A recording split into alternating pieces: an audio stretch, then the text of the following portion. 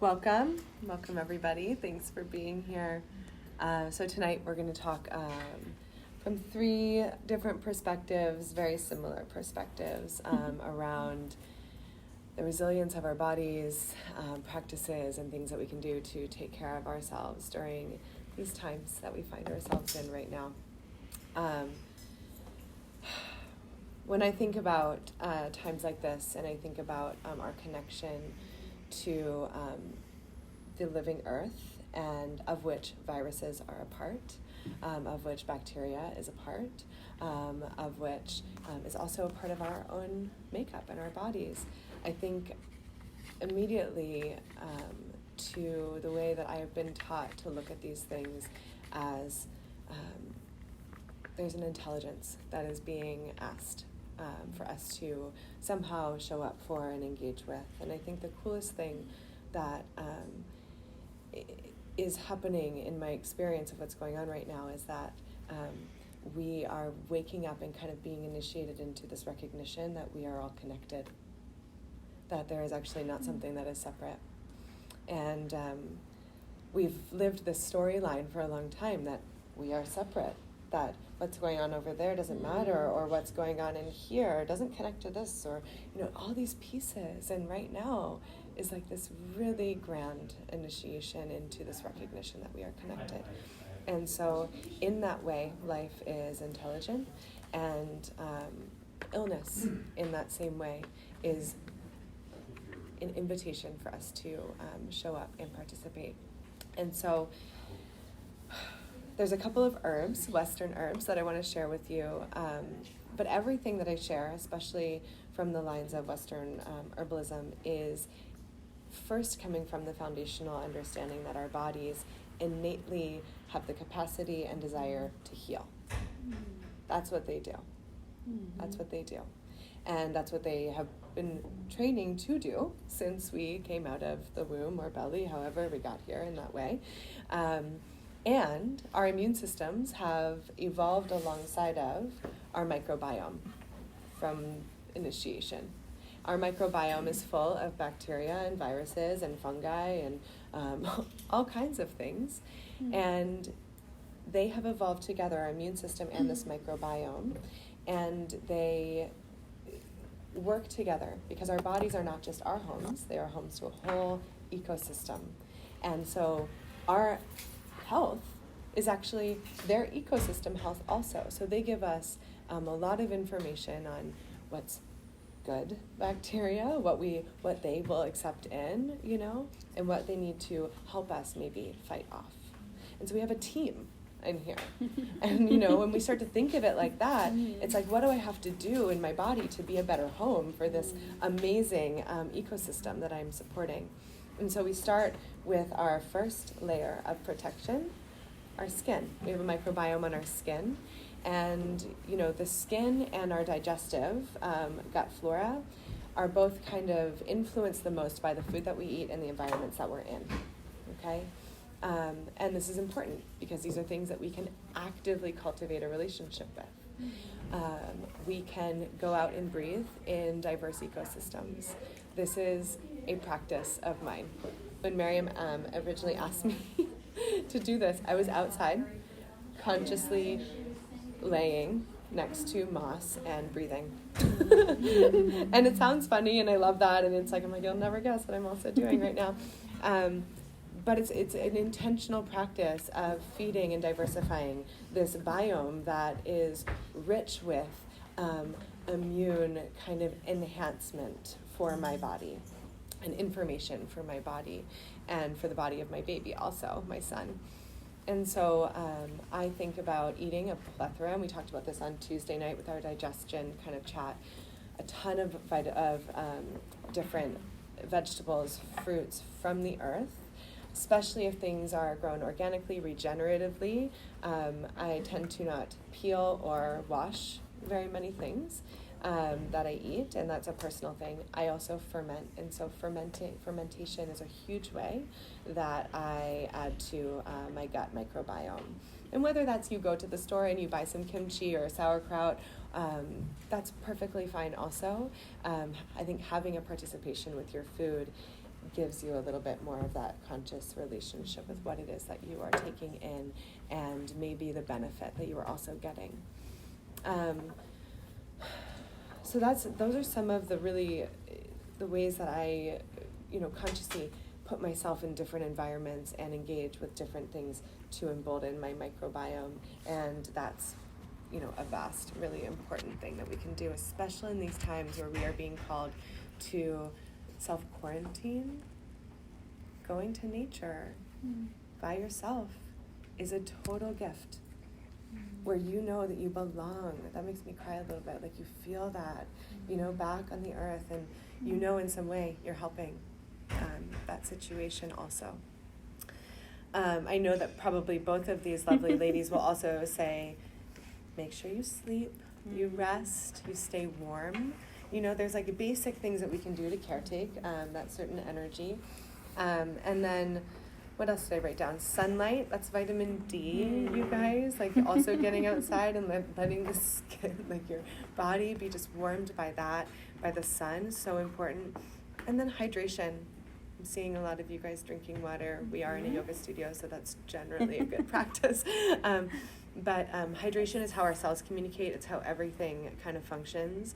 And when cells stop being able to communicate, there's like a hardening, and they communicate generally through like an electric kind of current, which travels best through fluid and water. And they need that in order for the microbiome to talk to itself, to talk to our gut wall, to talk to our cells, to kind of have that whole situation. So hydration is a big deal. I want to just highlight some kitchen herbs that you guys might know, like garlic and ginger and thyme. So garlic is a great antiviral. I generally smell like it a lot these days, because I'm probably taking it, at least a couple times a day. My favorite way is I crush raw clove of garlic, chop it up, let it sit. So the oxidation is actually really important for the garlic. The alanine is then oxidized into Alyson, which becomes the active ingredient, which I do this because as much as it is the active ingredient, it's a part of a whole. And we can't just take that ingredient into our bodies like a supplement. We actually need the way it converses with all of its little constituents and friends in there to have that full effect on our body. So I crush it, I chop it, I let it sit 5-10 minutes, and then I toast a piece of bread. If you don't do bread, you can find something else with ghee, and I put it on there. And sometimes I'll do a little cayenne if I'm feeling like I need the extra heat, but generally that's enough. Or I'll put some bitter arugula on there. Sounds really good right now. Yeah. Wow. And the bitter also starts to stimulate all of the digestive juices, and this is all connected. Most of our immune system is right here in our gut, like a lot of it. And so really creating a relationship with food is a big deal. So garlic is a big one. The other way that I love to use garlic is a garlic honey. And so you just crush garlic, put it in some honey. It can sit for probably a couple months. Yeah.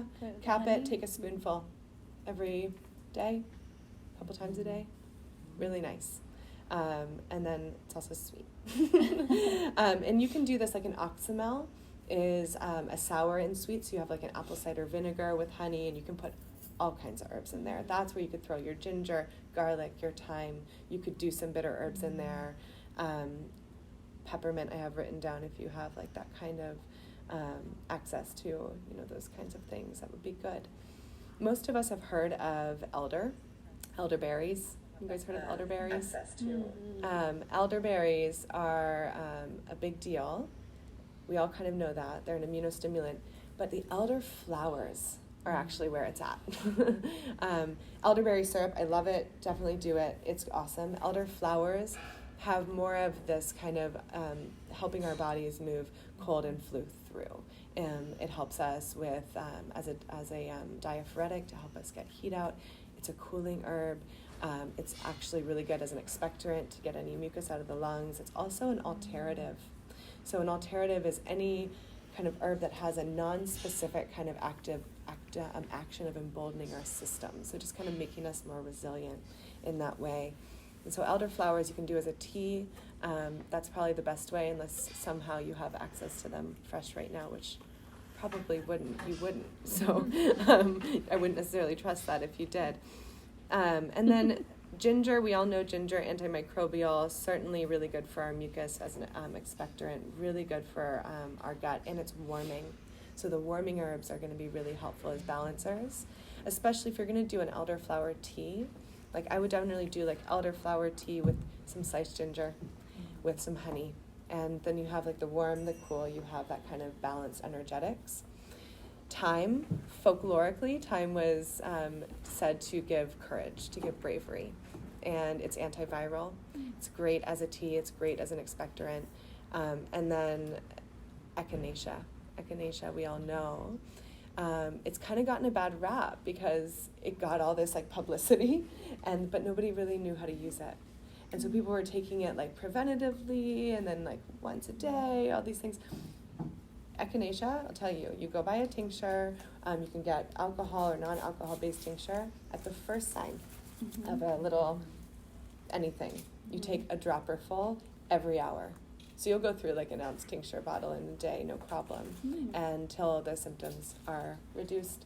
And it is said that kind of the echinacea interacts with the lining in the back of the throat or wherever that virus is, and it helps the cells protect themselves so the virus can't actually penetrate. But it has to be taken at that frequency and in that dosage at the beginning. So it's not a preventative. Those are all beautiful, yes. I don't know too much about the echinacea. Is that... It's a plant. It's one that grows actually here a lot. You can see it. It's also called purple coneflower. And so it's a tall flower. It has these beautiful purple leaves. It has a, interior of this little cone that has all these little yellow... But you buy the flower? You can buy the leaf or the root. The leaf or the root? The whole plant is medicinal, but the flower is generally not used. The leaves and the roots are used. Leaves or roots? Yeah, you can do either. I stay away. I know a lot of people who have echinacea golden seal mashups. You don't need golden seal.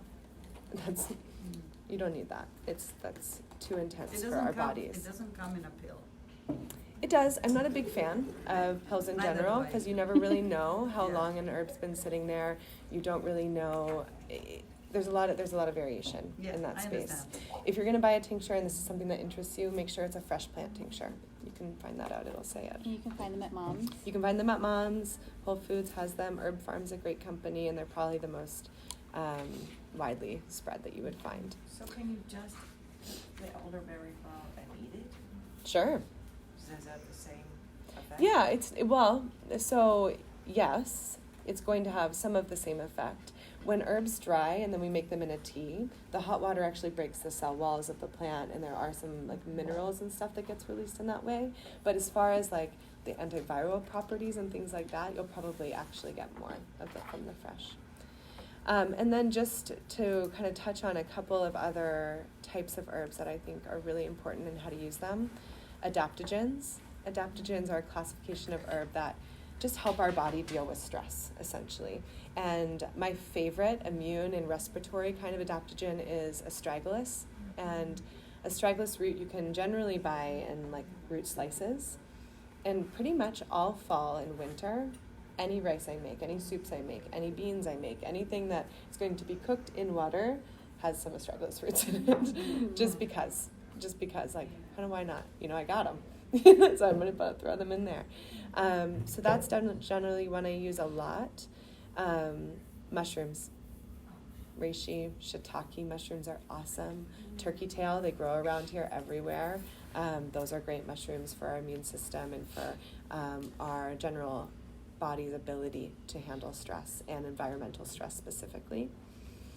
And then nervous system support. So I know you guys are going to talk about sleep and kind of taking care of the stress response and maybe the fear story that's going on. But if that is something that is, really living for you, nervines are awesome.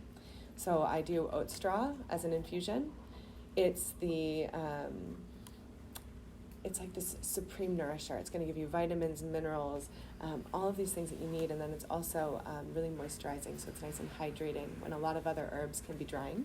So that's a nice additive there. Milky oat tincture, so also from the same oat straw plant. Milky oat tincture is probably the number one if you have any anxiety or stress. A really great one to take. Lemon balm is a lovely tea. Chamomile is a lovely tea.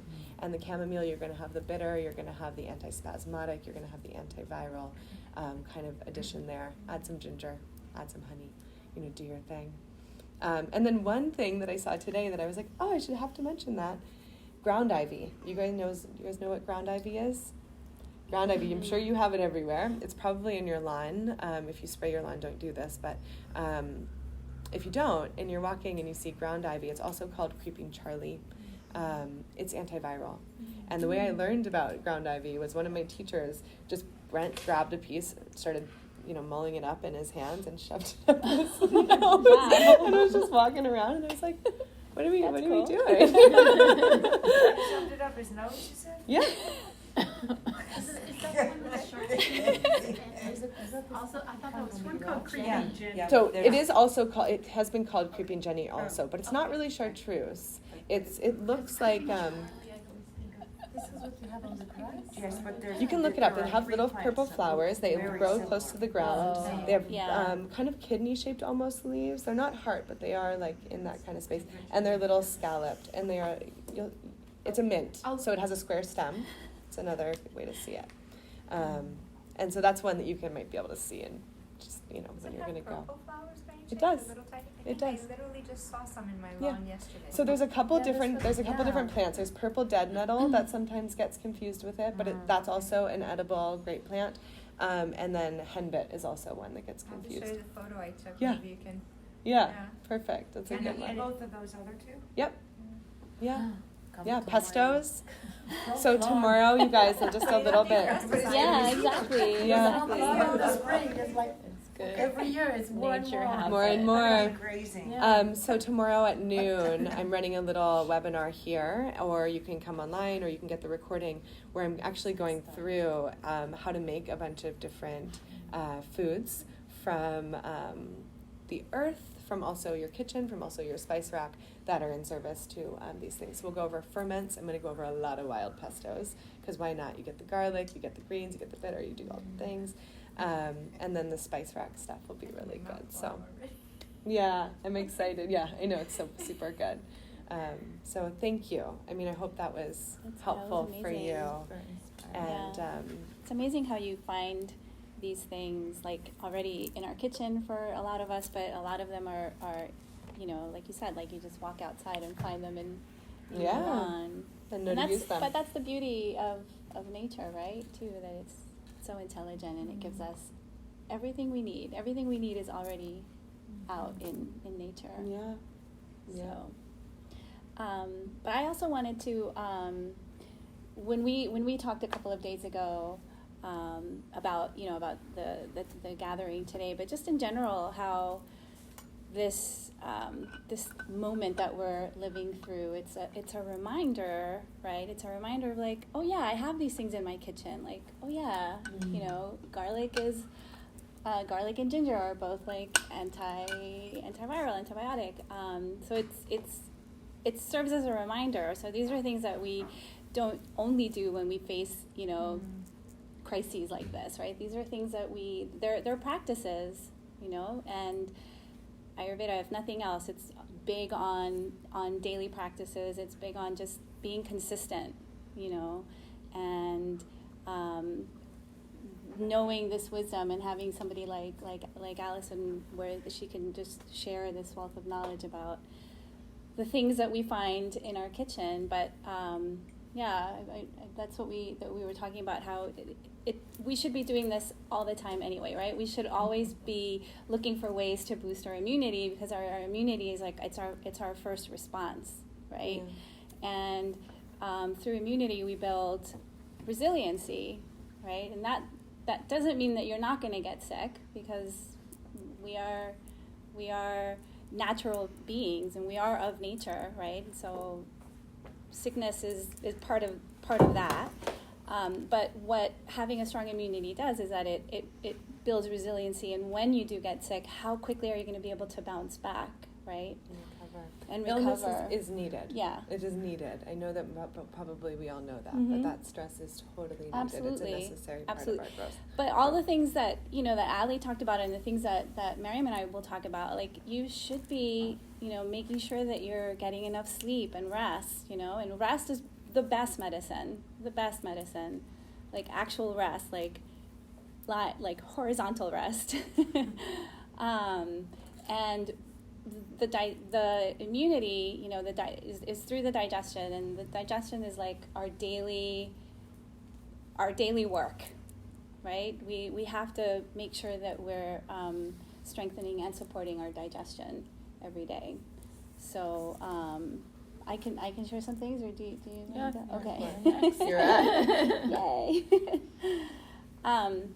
So just some basic things about digestion that I think some of you who were here the other night, I will repeat. But the most important thing to consider is, of course, what we eat is important, but probably even more important than that is the when and the how and the where, right? And Ayurveda is all about these daily rhythms, these natural rhythms, and it really places the most important on following these rhythms with our natural rhythms of sleep and digestion. And it's like a domino effect, right? And you've probably experienced this yourself, where if your digestion is off, then you're not going to be able to sleep, right? And if you don't sleep, then your energy is going to be low. And if your energy is low, then your appetite is also low. And it's a snowball effect, right? And we all have days like this. And that's okay. But the beauty of that natural rhythm is that you can get back on it, right? And this is why it becomes a practice, right? Because we practice, that means that we have our bad days.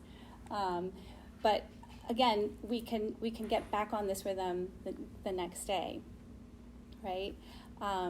So knowing what these rhythms are really important, and basically, just without really going into a lot more detail, is we follow the rhythm of the sun, and we know that when the sun is highest, our digestive power is stronger. So we want to use this digestive power to be able to digest our food, because of course in digestion what happens is transformation, right? And there's a lot of value in that transformation. So basically you want to eat during daylight hours. And of course now we have longer days, so you have a little bit more wiggle room for those of you who haven't had dinner yet. But this is really, really important. And then another area where people get into trouble because of this rhythm is also the sleep, right? So we tend to have, just because of the way that our lives are structured, we'll have like late dinner, which means that we might go to sleep later, and that really sets off our natural rhythm of sleep as well. And so, as I said, it's a snowball effect. So as much as possible, try to get yourself on this rhythm. That's the number one thing that I wanted to mention. So again, it's not just about what you eat, but the when and the where. Of course, we know that it's we want to eat in a quiet, calm atmosphere, which for a lot of people that's challenging, right? Especially if you're at the office. But even if you're at home, a lot of people, they have a lot of distractions at home as well. But we want to be in a calm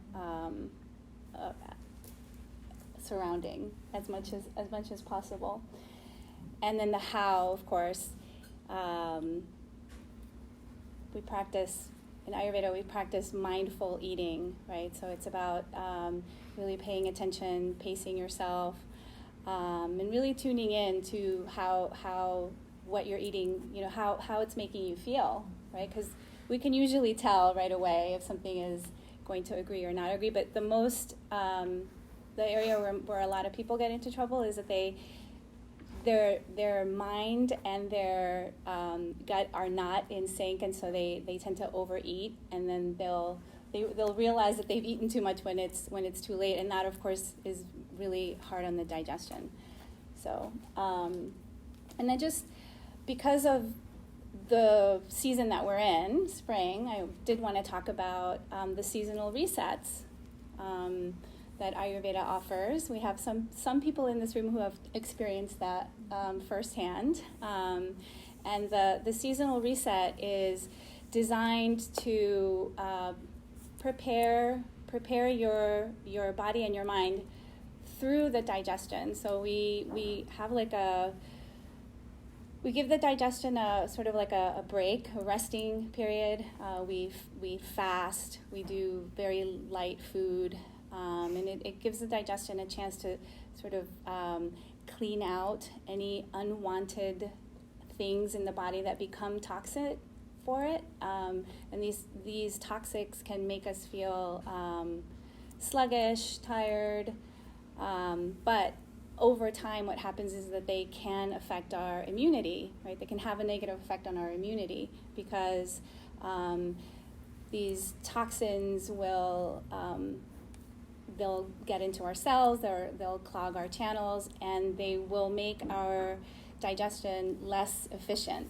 So these seasonal resets are designed to let the digestion, as the name implies, reset and kind of start over. It's like pushing the on-off button on the computer. It really helps with your energy. It really helps to support the body's own natural immune responses. So the spring is a really good time to do the transition into the spring season, and also the fall are really good times to do it. So if you have more questions about that, I can talk to you about it at the end. But this is this is something that we do in Ayurveda. Is very, very traditional. And one of the things that stand out about it is kitchari, which is a yogi's best friend. And those of you who have been to India to do these these seasonal resets have tried the traditional kind, but it's a very easy to digest but very, very nourishing dish of a grain and a legume. So we usually use white basmati rice and yellow split pea, and it's a really good vehicle to put all sorts of herbs and spices that can also help to boost the immunity, but also, as I said, it helps to clean out the digestion.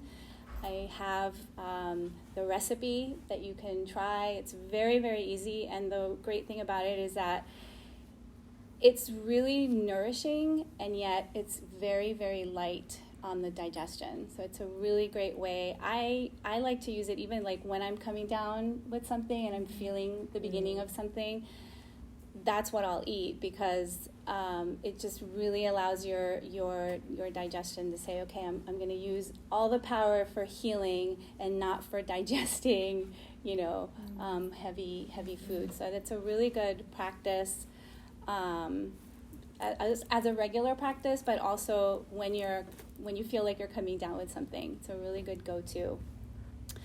And then another one of my favorite daily practices is the self oil massage, because this practice, it cultivates a lot of another thing that's really important for immunity is this feeling of love, right? It's like a good antidote to the stress, especially the stress that we feel now, right?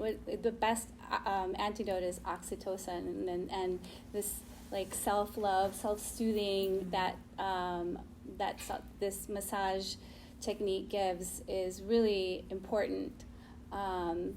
We use sesame oil, which traditionally it's an oil that actually pulls toxins from the tissues, and then you'll release them naturally through mainly through your sweat, but also through your digestion.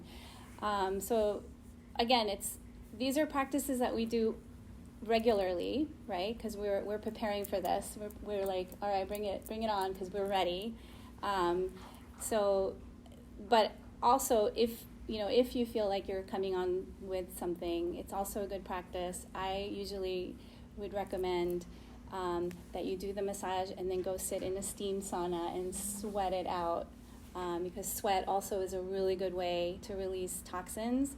And anytime that you're releasing toxins, you're supporting your immune response, right? And this is why the Ayurvedic practices are centered around releasing these toxins as much as possible. And I have one more thing that I wanted to share with you. So I usually drink. I know traditionally in Ayurveda we call it like the detox tea, because it really promotes also releasing toxins through your urine. So like the more of it you're drinking, right, the more you're releasing these toxins, because again, toxins are the enemy of of immunity. So the more we can do, the more we can practice, the better. So if you haven't tried, this will be a good opportunity. I have some for everyone to share. Hot. Yeah, you would make tea. I usually do like more hot than more on the hot side of warm. Okay. But however you like to drink it. But I do encourage What's the three things? cumin, coriander, fennel. They each have like digestive stuff. effects on the Yeah. digestion. Yeah, the fermentatives. Yeah. Yeah. So they promote, again, where we want to promote our digestive power. They're also warming. Yes, yeah, they do. They give a little bit of that heat. But while we're talking about water, I really encourage you to drink warm water. Yes. Room temperature is okay, but really warm water is much, much preferable. So yes, even when it's 100 degrees outside, the warm water is going to help you release those toxins a lot better. Avoid cold. Final words of wisdom. Avoid Ayurvedic cold. practitioner is avoid cold. Yeah, avoid cold. Yeah, and like even the restaurants, Yeah. I think they're used to it by now. I used to ask for water, no ice, but it would still be ice cold. Yes. So you have to specify like room Warm temperature, water. or just go ahead and ask for the hot water. That's what I do. I love that. It's an American thing here. Yeah. Ice. So Yeah. anyway, Thank you. So much wisdom here already. How are you doing? We're good. Full. So we arrived to the door of yoga that it's all connected to. I wanted to offer some experiences to kind of pull it all together, and you've heard us all talk about the immune system, and the immune system is part of your ecosystem, and like it's the front line, that you've heard us say. And what's so incredible about this system is that it needs you. Like this system, like your heart doesn't need you. It's going to beat. It started beating at day 10. It's going to keep beating. I mean, if you stop breathing, it's not, there will be some problems. But this lymphatic system, the nervous system will work, digestive systems will work, but the immune system, especially the lymphatic system, needs you. And it's been designed in a very specific way for you to support it. One of the ways is through breathing. And when we breathe with the diaphragm active, it naturally changes the pressure. So I'm not talking about air in the lungs. I'm talking about when there is a expansion or compression of an organ in the body, it changes the pressure in the rest of the body, in the lower body. And you have a lot of lymph nodes in your lower body, and you have a lot of lymph nodes in the upper body. So when you diaphragmically breathe, it pulls the lymphatic fluid from the lower lymph nodes up to the upper lymph nodes, and it does a wash. And so the lymphatic system has lymph fluid, and it's like think of it more like a water basin. I think even in Ayurveda we're talking about it's like a water element, and it circulates, and it has these little nodes that it's kind of like these stop stations where it kind of checks in. And it's part of it is the heart, and part of it is the thymus gland that we'll talk about as well.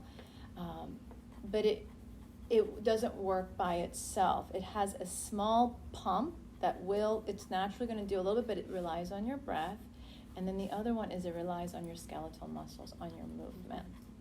So let's do a little breath. Are you ready to do a little breathing? I think this would be nice. You might have to kind of play with the camera, see what's best. So you can sit up and kind of roll the shoulders a little bit. And just during this time, like I don't,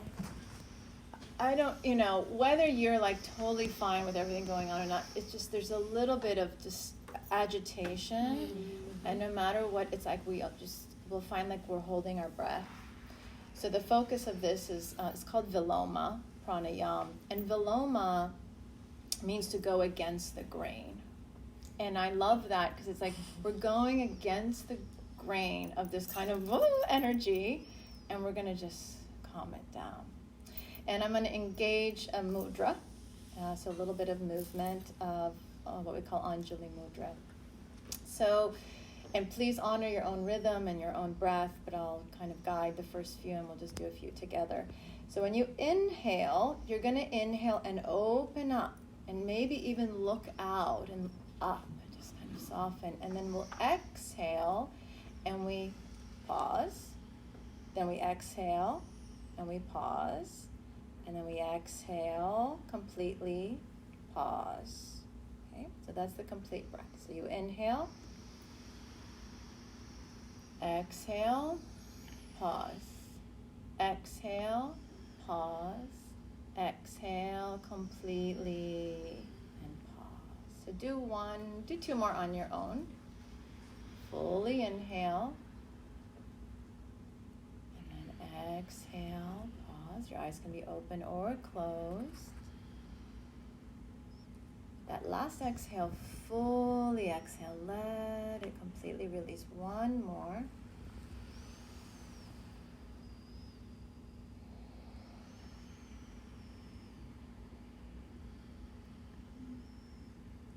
And then bring the hands to the center of the chest and to begin to tap. Tap it out. So the thymus gland is an incredible gland that kind of shrinks as we become older, and there's lots of us that believe that this gland crystallizes. It actually develops optic cells. The medical community will completely disagree with me and tell you that it disappears, but everything has a purpose in our body, and it literally becomes a crystal.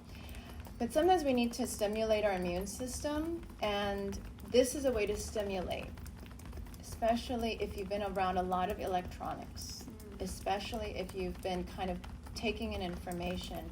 Just kind of stimulate, and then take a nice exhale and just let the hands rest and feel your vitality. Awesome. Then the next one, and I have a handout, and I'll pass it out, and we'll also share it kind of online. The next one is to turn upside down. So movement is the great helper of the lymphatic system, and gravity. So the second one is to turn upside down. Even a fold, like even just like this, can be really effective, just to let your head bow, to walk your hands out, to kind of take the fold at home or here in any way that you can, whether you're in a chair, you want to stand and fold. But just that idea of letting the lymphatic fluid kind of release in the opposite direction. And then I love these women because we don't talk at all. We just like, let's just show up and do something, and we already know what we need to do. So Allie here is demonstrating legs up the wall, or legs on your couch, or legs on your chair, because inversions are a really important category, and so are this is an inversion. If you've been on your feet all day and you've been running around, please, at some point, even when you're laying in bed, put your legs up in the air. Like put your legs against the wall and lean back, or hug the knees in, and just help your body. This is a lot of work to pump things around as we're fighting the greatest force, gravity. It's super strong. So go upside down. That's my second advice. And those of you that have an inversion practice, like headstand, even handstand or pinch out, those are really helpful. I would say the key is to remain with a smooth breath. When you're doing them and you're like totally agitated, it counterbalances the medicine that it has. So just remember to stay calm. Then the fourth one is, I call it circulate, pump, and move. And it correlates to kind of what you were talking about, this idea of the sweating is like, this heat is super important. And you brought it up, like staying warm. Yeah, like staying, choosing warming herbs. You know, we have a warm temperature in our body, and it needs the warmth, but it needs the circulation and the pumping.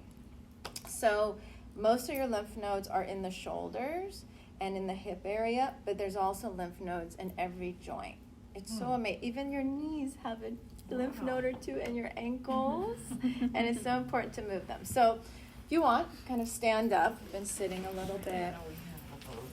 And I didn't know there were the meat ones. I didn't know there were all those. yeah, there's a few. I think there's up for debate how many. But I'm a big fan of Utkatasana, Utkatasana, fierce pose. Like it speaks to that energy, and you can articulate all your joints. So kind of make sure you have enough room. And you're going to bend the knees, and there's kind of an engagement into all the joints. And as you inhale, you can draw forward and lift up, and then let the palms open out, and then kind of sit back. And I encourage, like you start kind of in a simple, it doesn't even have to, arms don't even have to go up, maybe they just come forward and they draw in. And then you channel that inner modern dancer. Do you all have that person? And you start to like reach back and down, and maybe you reach into a corner. And the other part is to find rhythm. And so then you can start to kind of pump and find a rhythm of movement, even if it's in one arm or in the other arm. And this, you'll start to feel warmth and heat build. And then if you want, you can start to lift one leg and release, and lift the other leg and release. And if you don't practice yoga, or you don't have like a movement practice, 3 to 5 minutes of this a day, in the morning, maybe the middle of the day, and you will feel like your vitality awaken. And you can smile while you do it. Yes, yes. Okay, so that's one. Begin with. Okay, how are we feeling? Yeah, it feels nice, right? And then the final one that we'll do is a meditation. As stress less. We need to stress less. At the end of the day, if it's stressful to like get your herbs or drink your warm water, I know all of us up here will say, just stress less. If you just can put a little lemon in your water, or have a little piece of garlic. I mean, don't make this so intense for yourself. But I've fallen in love with this particular meditation, and it's called the Soham. You might know it as Soham or Hamsa. But I call it the meditation of being present. There is like way too much information out right now, and you have to be stronger than that force. And it's not easy, but you practice it. And you practice it by cutting it. It's like we have these terms like cutting the cords. Like there's these energetics that you just have to like shut it down. Like, you know, when your computer stops, you're like, I'm just shutting down the computer. That's exactly what you have to do. It's like, I'm shutting this down, and I'm just going to be with what is right here. Okay?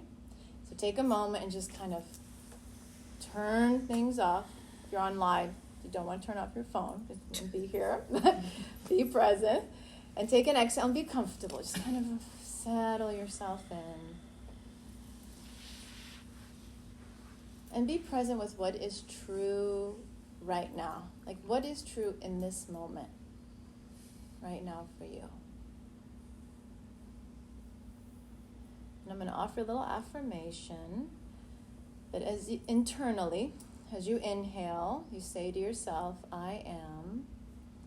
And then as you exhale, here. Inhaling, I am. Exhaling, here.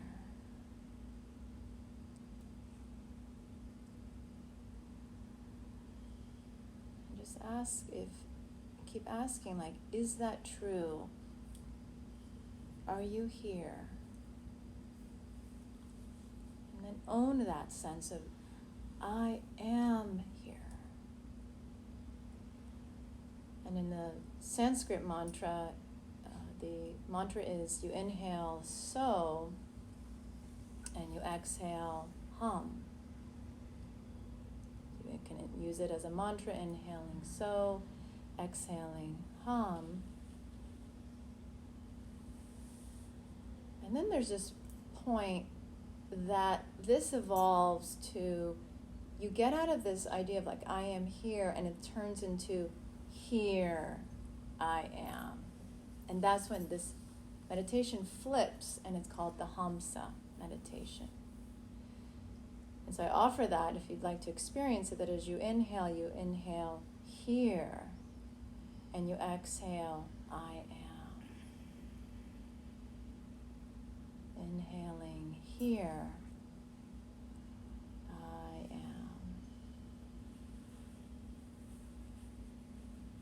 To remember the collective, always present.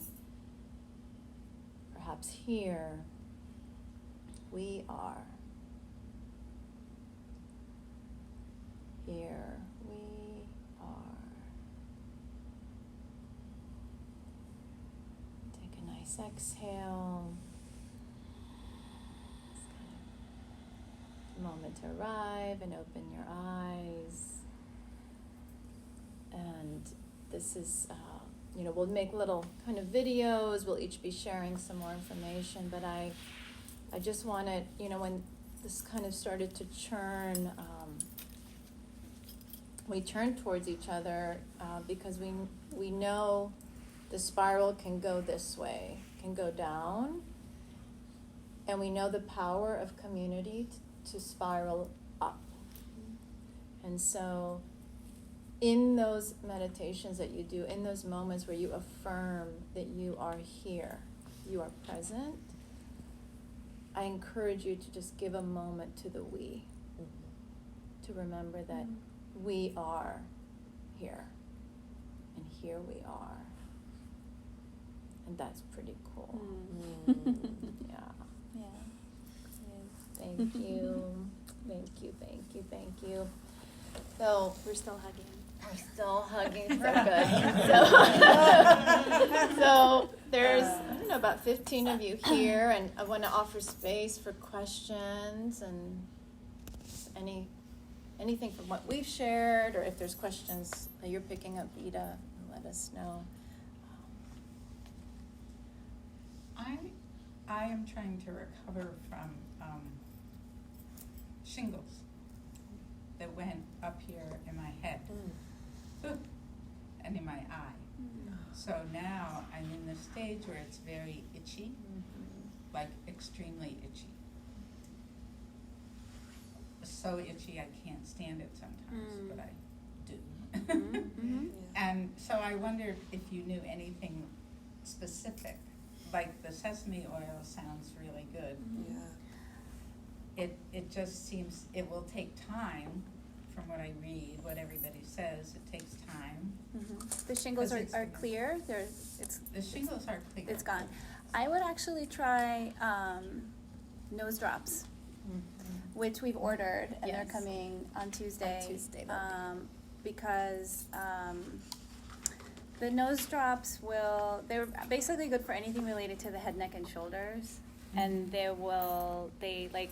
work on the mind, but they help with anything like allergies, itchiness, the nerves, sort of like the remaining nerve that discomfort that you're feeling. I would actually try those nose drops, but I think a little bit of sesame oil on the scalp would also be good. Yeah, or any kind of oil, coconut oil, Might be any kind of oil. cooling. Yeah. Coconut Yeah, might be more cooling. Mm-hmm. Coconut may be more cooling. It'll be more cooling. Yeah. But I actually have some drops that you can try. Nose drop. The nose drops that you can try just to see what they're very light. They're oil and they have a little bit of eucalyptus, but they're very nice and they help with a lot of things. So yeah. Thank It's you. beautiful. Mm-hmm. You've been I always, whenever I hear shingles or anything of that nature, I go to the mushrooms. So like a lion's mane might be a nice, a lion's mane mushroom might be a nice thing to start taking internally. And those you can do in capsule. There's like a lot of great companies that I can point you in the direction of. But something like that would be a really helpful kind of internal way of dealing. But if you're looking for topical, I'm totally with the oil, even a calendula oil. Calendula is like a marigold, and you can probably buy that oil at Mom's or Whole Foods, and it's just an infused oil. So whatever the base is, plus a fresh calendula flowers have been infused in the oil for weeks, sometimes months, and that can be a nice thing. Yeah. What is it called? Calendula, Calendula. Calendula. Okay. Yeah. Yes. Yes, you can just eat them. You can do Just that eat the too. cumin Yeah, and chewing that fennel. is good. Yeah, Encourage it for digestion. totally. Something I actually wanted to ask the other night, what do you think of ingesting essential oils? No? Yeah, don't do that. They We say all say no. We all say no, and I think it gets confusing because again, active ingredient, like how I did that before, of a lot of even garlic, even ginger, are these volatile oils that, and I mean, just their name, they're called volatile oils, are essential oils. And we get confused because the active ingredient, we are used to drug-like interactions, or how we're told this is the thing that does this thing for your body. On many levels, it is a lot like taking a drug. It should be under strict guidance if that is something that you are going to do. And I do have herbalist friends that do work with people in that way, and they are people that I trust, and it's like a drop here thing. But I am not comfortable doing anything like that or telling anyone to do anything like that, and I would steer away from it. Mainly because I am always coming back to the wisdom of nature. And if this plant has evolved with us to have all of its constituents, I don't know why we would need to put it through some sort of crazy process in order to take out a couple of its constituents to take. I think topically for scent, it can be super nice. Aromatherapy is so real, and essential oils can really, I use them in all of my topical care products at a 1 to 2% dilution rate. So they're really low. And they make them shelf stable. Like there's a lot of great benefit. There's a lot of antimicrobial properties, antifungal properties of these things that still exist with the whole plants also. Also just sustainability. It takes a lot of plant material to make a little bit of essential oil. And whether that's being replenished or not, I really steer away from that wide use of those things in general.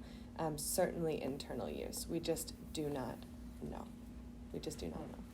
See, I read that at some places, like I think at Johns Hopkins, they're studying different essential oils as a treatment for Lyme disease. Beautiful. Thyme. Yeah. Super powerful. Cinnamon, frankincense, I think. Yeah. are the 3. And I've had Lyme disease, and I've actually, I bought the little veggie capsules and thyme oil organic from Dr. X.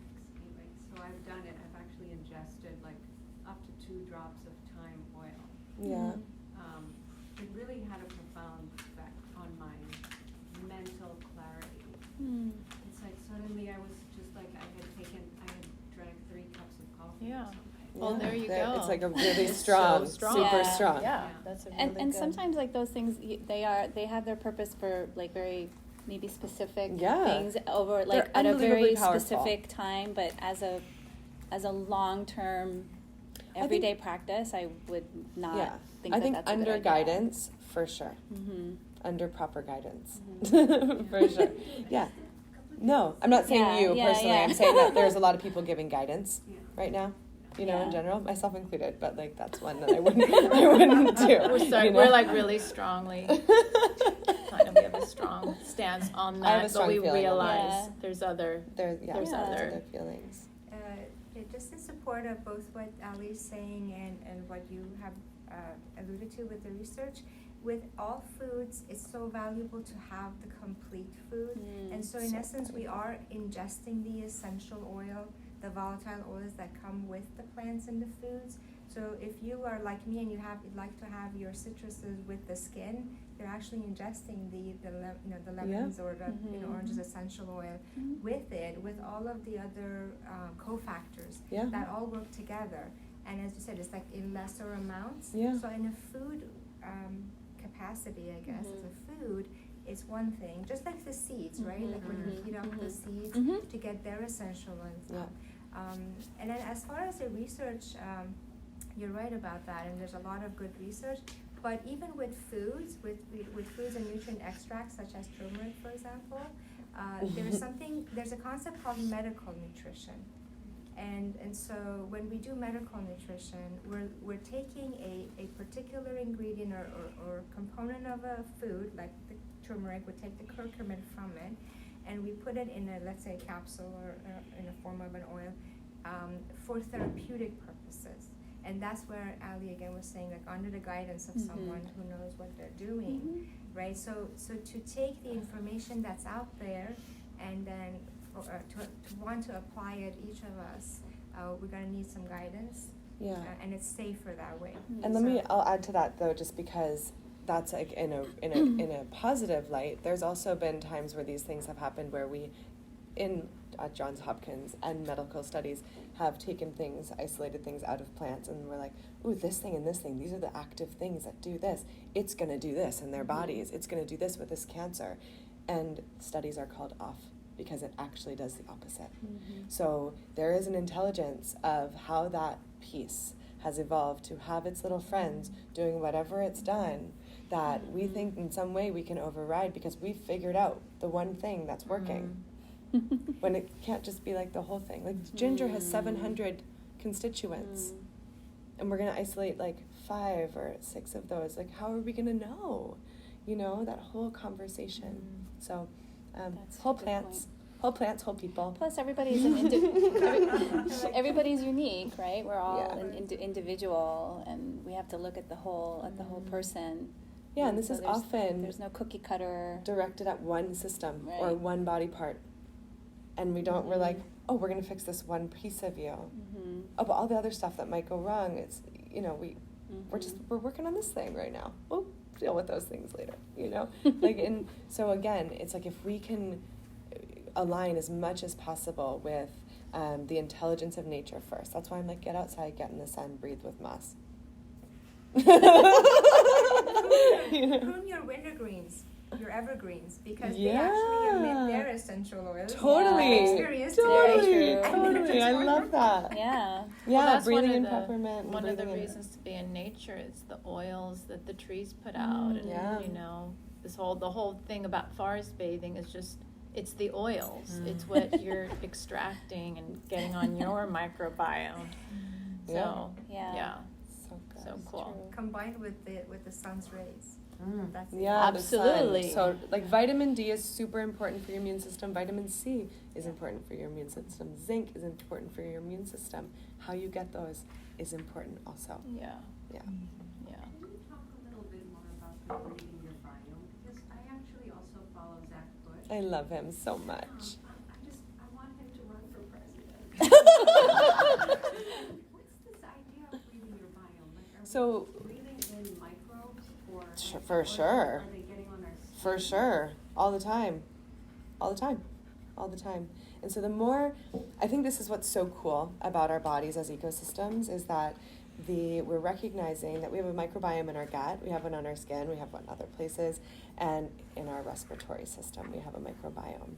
And these are the ones that we can affect environmentally. So we actually have like a participation, just like our lymph, like it needs us to go out and forage and be in different areas and, you know, be with different people. And it's actually the diversity that makes it healthier or makes it healthiest. And so there's this big push of probiotics, which if you need that at a certain point, that can be helpful to a certain point. But what that kind of is doing is it's feeding us like 1, 2, 4, 5 types of bacteria or fungi and kind of making a monoculture of our microbiome. So when we go outside, when we're with our pets, you know, when we eat a variety of foods, that's what's actually going to be giving us a broader spectrum of diversity. And so that's when like ferments come in, right? That's when all these different things come in. And so that's why he's saying that's such a big deal, you know.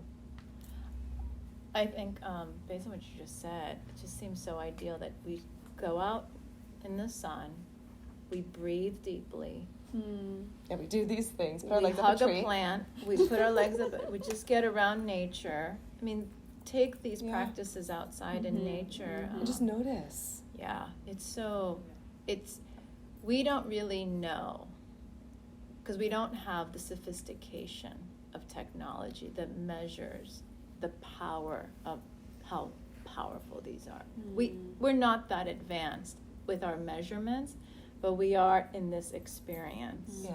And so I just like, the sun is so huge. You know, we have the sun salutations in yoga, and it's for a reason. It's just like, this is a huge clearer and cleanser and opener and transformer, and to breathe in And I that think light. our mindset too. So when we make the choice to go to nature, to like be with this, to embolden our systems, all of a sudden, it's like we get to participate. And if there is like a deeper sense of nourishment than what happens if we're just taking a walk because, you know? And so I do it as a preventative practice for sure. I do. love that. I do. I love whole people. Whole plants for whole people. Whole planet. Yeah. Whole everything. Well, Let's everything. Put it all Now together. we really are. Yeah. So, yes. What was the recipe again with those herbs that you mentioned? I'm passing them around. They're in that bag. It's cumin, coriander, fennel. What do you do with that? Oh, right. So so you get the whole seed. You mix them together equal parts, and then you can take a pinch and just put them in hot water and have like a tea. You can take the extra step of roasting them if you want to. Right before you make the tea, it'll pop the flavor and the Add them to your rice. What's that? Yeah. Yeah, just like Yeah. fried rice. But you can also use them, Add them to your rice, as spices for cooking. Yeah, but it's really good for the I'm gonna have to digestion. go home and make it. Yeah, Yeah. Make Oh, my own for the mouth tea, water. for the hot tea? yeah, Yeah. Just Yeah. a little bit? yeah. Just a little bit, like a pinch per cup. What were the 3 things that appeared?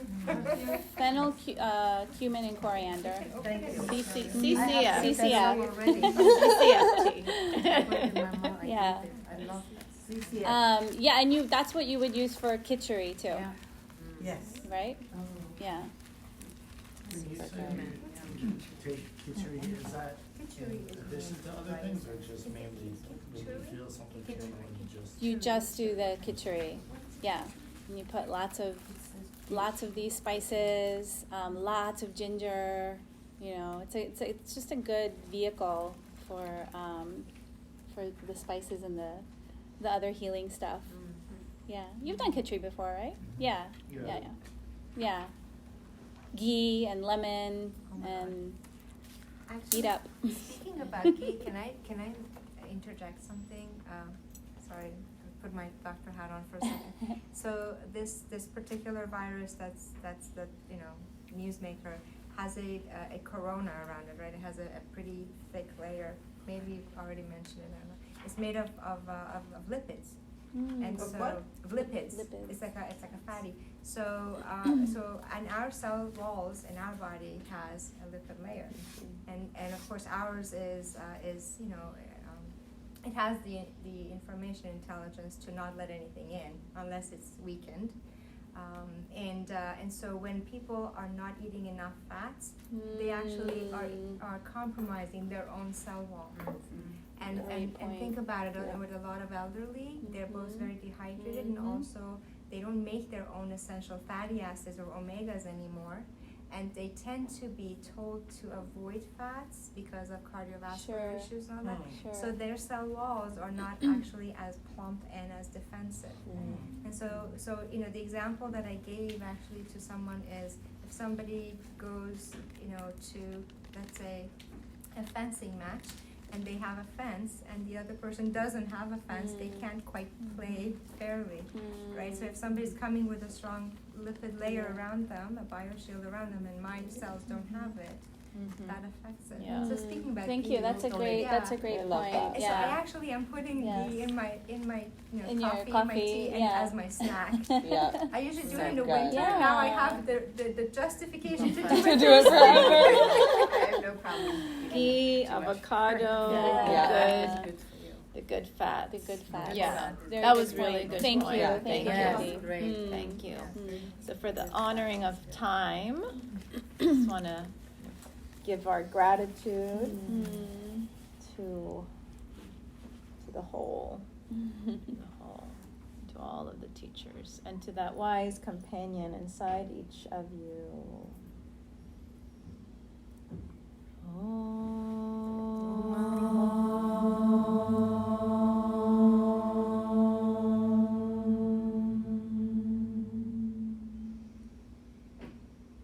Namaha, namaste.